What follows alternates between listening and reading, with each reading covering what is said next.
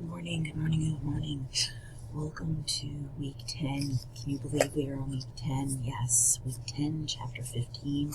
We have cruised through this term. We've cruised through this book. If I haven't mentioned it before, probably my favorite book in the whole program. I love North House. I hope you have this book. I hope you didn't read this book. I hope you purchased this book so that you can come back to this book for other courses.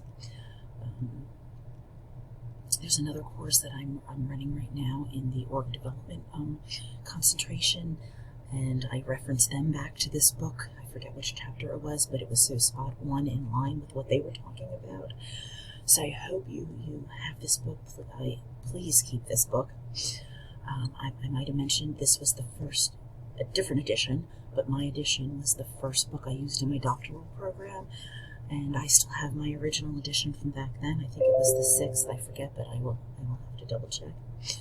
But this week we're talking about leadership ethics. It might seem like a refresher of sorts because you're in the leadership course. You're in the ethics course. Your other course is the ethics course, but I think you're going to find some other information in this chapter very, very enlightening.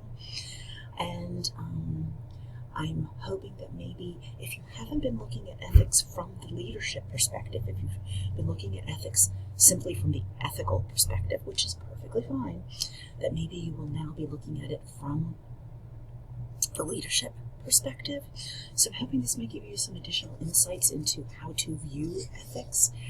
We're going to be talking about different ethical theories in this chapter, which some you might have chatted about before, but might be new. We're going to talk about Kohlberg's stages of moral development, which is intriguing. We're also going to be touching on domains of ethical theories. We're going to be Burns' perspective of ethical leadership, the dark side of leadership, the toxic triangle. But again, we're going to be touching on things, headers here. Ethical leaders respect others. Ethical leaders serve others. Ethical leaders are honest. Ethical leaders build community. It's just going to be a really, really great chapter. I think you're going to enjoy it a lot, especially being that the other class you're taking is an ethics course.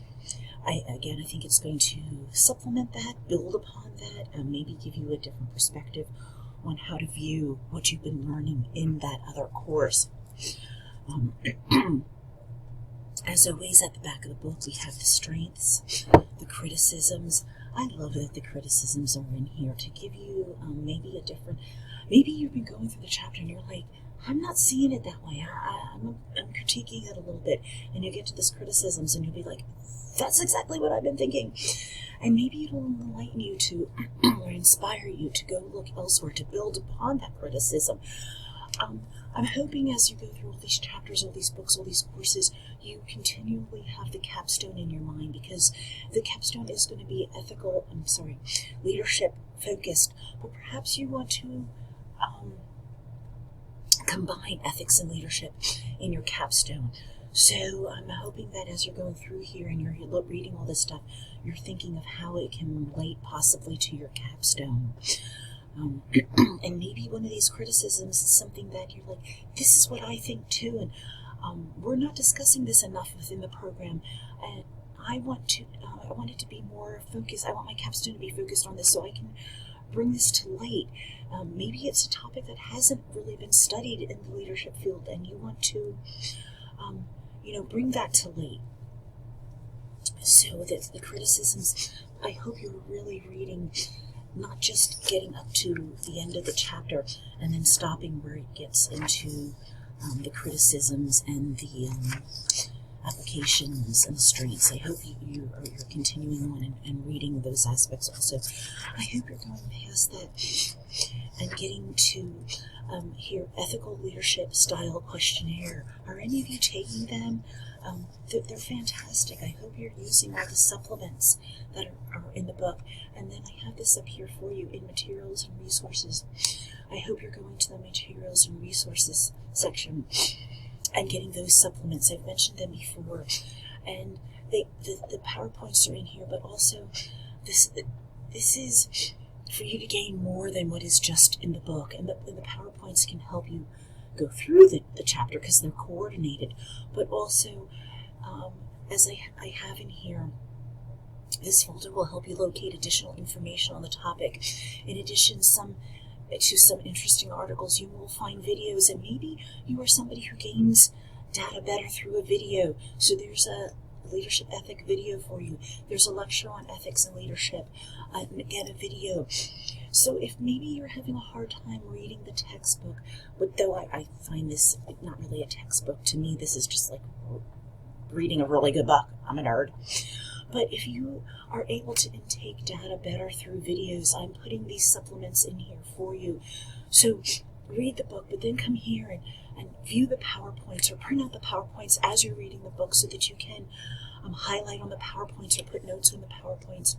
But please get use from these source supplements that I am sharing with you. There's some phenomenal information that you can gain from here on top of our discussions and our textbook and our writing assignments. There's just so much valuable information in the materials and resources section. So again, welcome to week 10. Welcome to chapter 15. Welcome to leadership ethics. I know you've been dealing with ethics in your other course, but I'd really be curious if this chapter helped you to hone those leadership skills or put them into a different perspective. But again, have a wonderful, wonderful week 10.